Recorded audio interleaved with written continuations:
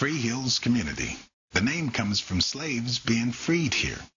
And Miss Virginia Hill, who purchased 2,000 rough and hilly acres, freed and settled them here. They also took her surname Hill.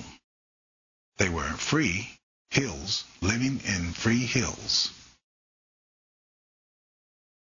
Heritage researcher Ralph Richardson frequently tours the Free Hills community. What's up, fellas?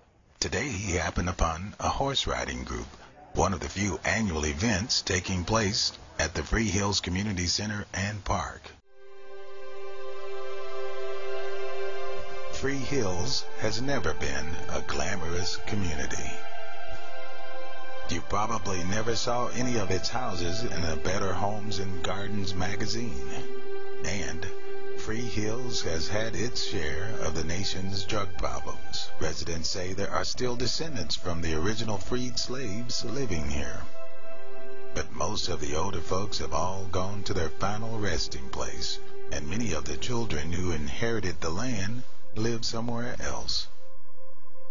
Heritage researcher Ralph Richardson was raised here in Free Hills, and he is coordinating efforts and fundraising to restore public facilities in this historic community. Reminiscing, Ralph Richardson talks about a time when there was much more life in Free Hills. My Uncle George Andrews and my Auntie Aunt Chlorine, they used to run that Hilltop Cafe. It used to be a business where people would come in all out of Florida and everywhere and all surrounding counties here, and just to have catfish dinners on Fridays and Saturday nights. Miss Jessie Lee Bartlett, she was, I guess, an open-hearted person to all communities.